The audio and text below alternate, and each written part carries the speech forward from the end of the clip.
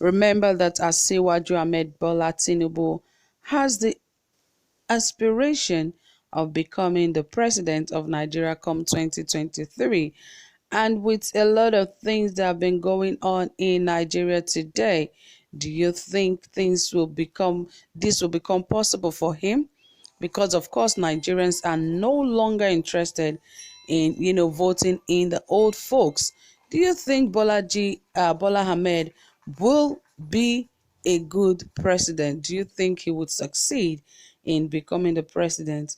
Well, I don't see that happening because a lot would have happened between now and 2023, and the youth do not even want to hear anything that has to do with these old folks. But all the same, more details I will bring to you, my dear listeners. But before then, please ensure you hit the subscribe button and also give this video a thumbs up. And don't forget to turn on your notification bell. And of course, you all know this is Saffron Media, where we give you trending, exciting, reliable and authentic happenings. So guys, this is the best place to be.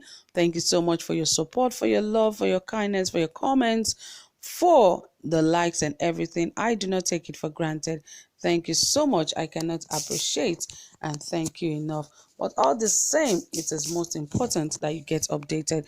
All right, let us dive right into the details of this report because it has to do with the Jagaban himself, Ahmed Tinubu, where he said that the NSAS crisis has complicated matters for him. How doesn't mean with this has complicated matters for him?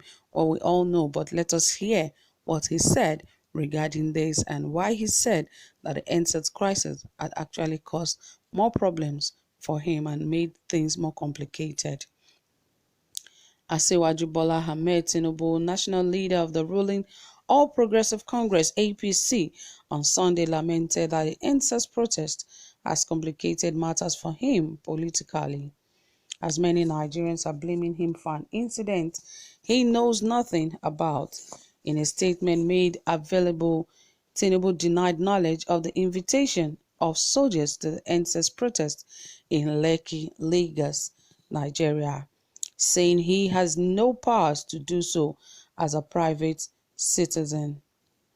According to him, having participated in protests during the June 12 struggle, it will be unfair for him to suppress the rights of young Nigerians who are demanding for a better and just society. He also said it is erroneous for people to believe he has interest in the revenues generated at the Lekki toll gate, noting that it is a public property whose revenue does not affect his income in any way.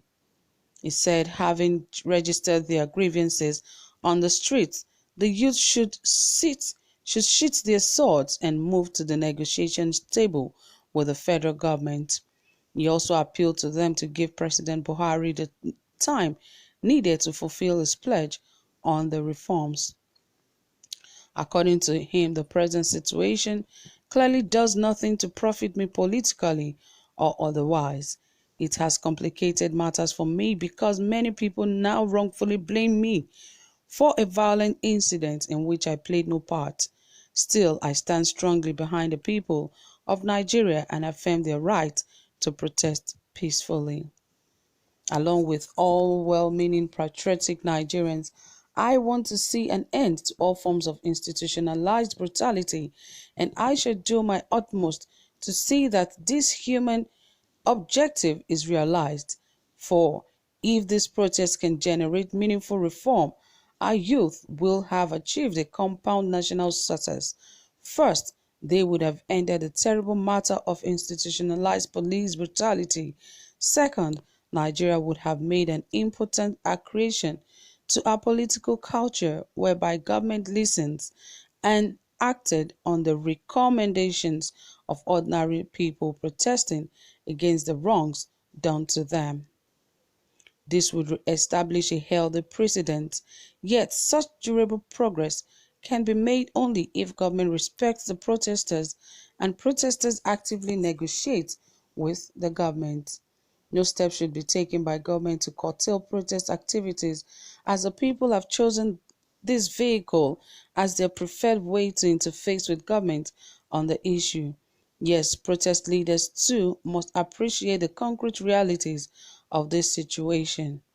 Street protests cannot last indefinitely without generating into other serious problems that no one wants. You have gotten government's ear and attention. Use this moment to press your case.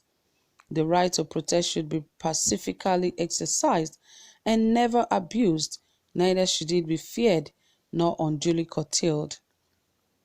It is essential because it lends greater depth to the relationship between government and the governed. If we are to attain parity with other, more established democracies, we must accept protest as part of our national development. It is important that Nigeria gets this situation right. The direction and place of our democratic progress weighs in the balance as the entire world watches to see how we manage ourselves at this delicate moment, he said. Well, I don't know what you think about what Bola Ahmed Tinubu have actually said, but some of the comments we got from what he said, and some people saying that forget it, you complicated matters for yourself, not us. Just forget about this. You're claiming we're still coming for you. You cannot rule this country. And others said that they that live in glass house do not throw stones, but ABT has ended up throwing stones. That is Ahmed Bola Tinubu has ended up throwing stones at the same glass house that houses him. It is a pity, and so many other comments that were brought out from Nigerians because, of course, they were not happy about what happened at the Lekki toll gate, and no one is actually claiming or even acting responsible for what happened at the Lekki toll gate. Everyone seemed not to know what went down that very night. Nobody even knew who told the cameras, the engineers to take out the cameras from the toll gate. No one knew how the street lights at the Lekki toll gate went off. Nobody knew about the shootings by the army that night. In fact, nobody knew if people were actually injured or if people were actually dead on that very incident. Now, the question is, who is to be blamed? The president, the governor, the leaders of the parties of the ruling party in Nigeria, or who? Who exactly is to be blamed? Is it the army chief or who? Let us know. Please don't forget to drop it in the comment section because, of course, things are becoming more complicated than it looks. Thank you so much, guys, for listening. I really appreciate you. Don't forget to drop your comments and also give this video a thumbs up. Do have a pleasant time. Bye for now.